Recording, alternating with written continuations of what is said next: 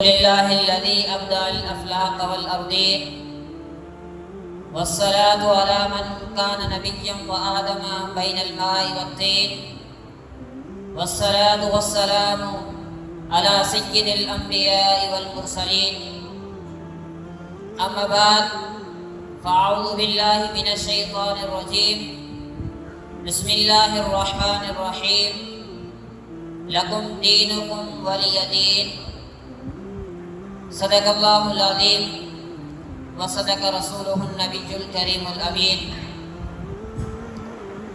اے وطن، ہم تجھ سے محبت بے شمار کرتے ہیں۔ اے وطن، ہم تجھ سے محبت بے شمار کرتے ہیں۔ ہم تجھ پہ جان نثار کرتے ہیں۔ ہم تجھ پہ جان نثار کرتے ہیں۔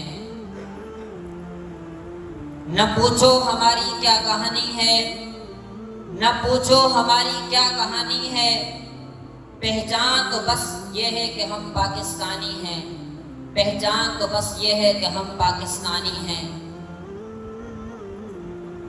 سامعین محترم، واجب الاحترام، ذوی الاحتشام، عالی مرتبت جمیع اساتذہ کرام اور اس جامعہ کے چمکتے ہوئے پھولوں، السلام علیکم ورحمۃ اللہ وبرکاتہ۔ سامعین کرام،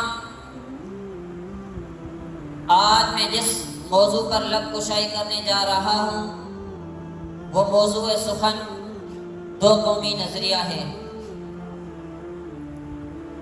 یہ وہ نظریہ ہے جو بر صغیر کے مسلمانوں کے لیے امید کا چراغ بنا۔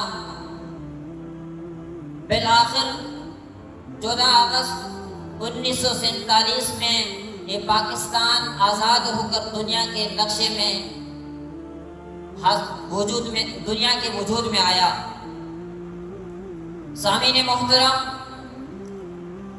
بر صغیر میں صدیوں تک مسلمان حکومت کرتے رہے۔ ان کی حکومت عدل، رواداری، اسلامی نظام کے تحت قائم تھی، لیکن جب مغلیہ سلطنت کا دور آیا تو انگریزوں اور ہندوؤں نے مسلمانوں کو پیچھے دیکھنے کی کوشش کی۔ مسلمانوں کو ان کی معاشی اسلامی نظام کے تحت انہوں نے پیچھے دیکھنے کی کوشش کی۔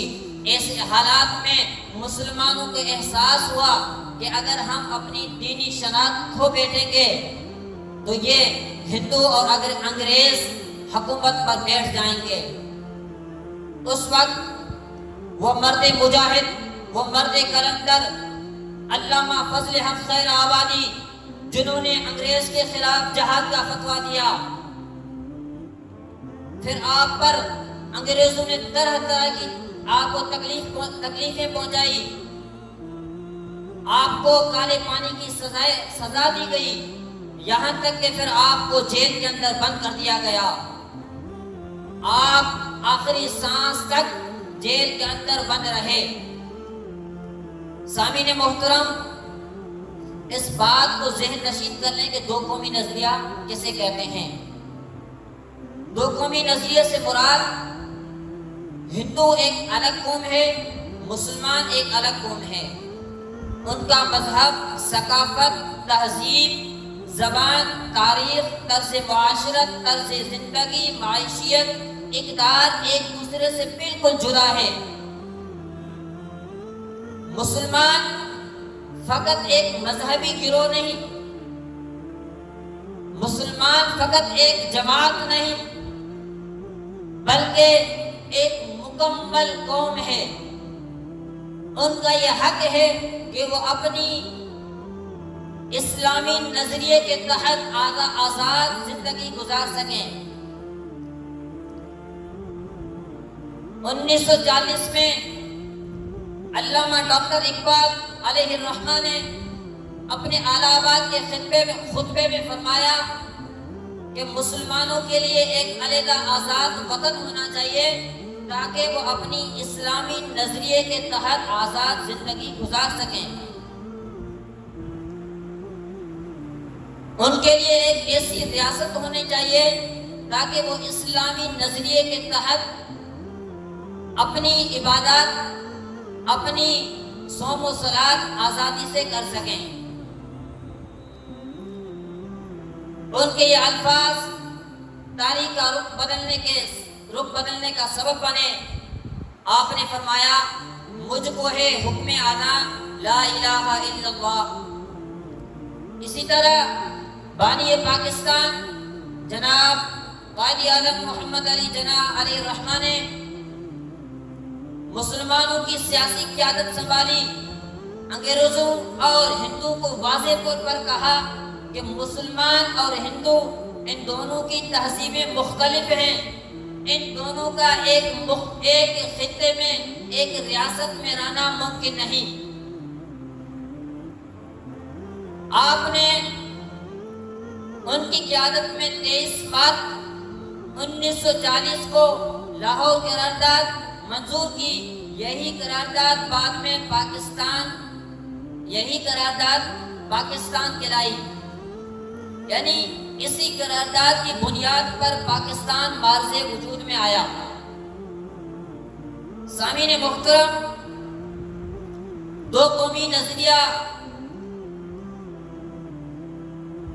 نظریے کی بنیاد پر یہ ملک معرض وجود میں آیا۔ اب دو قومی نظریے کے لیے یہ ملک بنا تاکہ مسلمان اپنی عبادات، اپنی صوم و صلات آزادی سے کر سکیں۔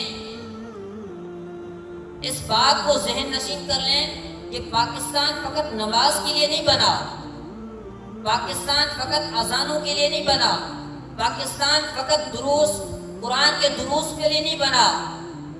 یہ تو کام آج بھی ہندوستان میں ہوتے ہیں، نمازیں بھی ہوتی ہیں، وہاں لوگ زکاتیں بھی دیتے ہیں، نماز بھی پڑھتے ہیں، روزے بھی رکھتے ہیں، کوئی کسی کو نہیں روکتا۔ ہاں وہاں تکلیف دیتے ہیں، وہ الگ بات ہے۔ اسی طرح آپ یورپ میں دیکھ سکتے ہیں، وہاں لوگ بھی نماز پڑھتے ہیں، زکات دیتے ہیں، صوم و صلات کرتے ہیں، کوئی کسی کو نہیں روکتا کہ آپ نماز نہ پڑھیں، آپ زکات نہ دیں، آپ جو ہے اپنی عبادات قائم نہ کریں۔ ان کو اگر تکلیف ہے تو وہ نظام مصطفیٰ سے تکلیف ہے، یعنی ان کو یہ خوف ہے کہ کہیں ایسا دن نہ آ جائے جس دن پارلیمنٹ میں نظام مصطفیٰ کا پرچم لہرائے۔ لیکن ہمارے حکمران انہوں نے آج اس نظریے کو پس پشت ڈال دیا۔ آج وہ گہری نیند میں سوئے ہوئے ہیں، ان کو پتہ ہی نہیں ہے کہ یہ پاکستان کس نظریے کی بنیاد پر معرض وجود میں آیا۔ مجھے لگتا ہے کہ انہوں نے اس نظریے کو پڑھا نہیں، اگر پڑھا ہے تو سمجھا نہیں۔ سامعین محترم، دو قومی نظریے کی بنیاد پر یہ پاکستان معرض وجود میں آیا تاکہ مسلمان اپنی عبادات آزادی سے کر سکیں۔ جو ہندو ہیں اور انگریز ہیں، ان کو فقط تکلیف اس بات سے ہے کہ کہیں پاکستان میں ایسا دن طلوع نہ ہو جائے کہ نظام مصطفیٰ قائم ہو جائے۔ اور یہ مجھے جملہ یاد آتا ہے، امیر المجاہدین علامہ خادم حسین رضوی رحمۃ اللہ علیہ فرمایا کرتے تھے کہ پاکستان میں ایک ایسا دن طلوع ہوگا جس دن نظام مصطفیٰ کا پرچم لہراتا ہوا نظر آئے گا، اور انشاءاللہ بہت ہی جلد آئے گا۔ اللہ تبارک و تعالیٰ سے دعا ہے کہ اللہ تعالیٰ اس ملک کے پاکستان کو میری نظروں سے محفوظ فرمائے، اس ملک کو حضرت عمر فاروق رضی اللہ تعالیٰ عنہ جیسے حکمران عطا فرمائے۔ میں اپنی تقریر کا اختتام اس شعر سے کرتا ہوں: نہ مٹا پائے گی ہمیں دنیا، ایسی مضبوط تر پناہ میں ہیں ہم، ایسی مضبوط تر پناہ میں ہیں، وہ ہماری نگاہ نہ سہی، ہم تو سرکار کی نگاہ میں ہیں۔ وما توفیقی الا باللہ۔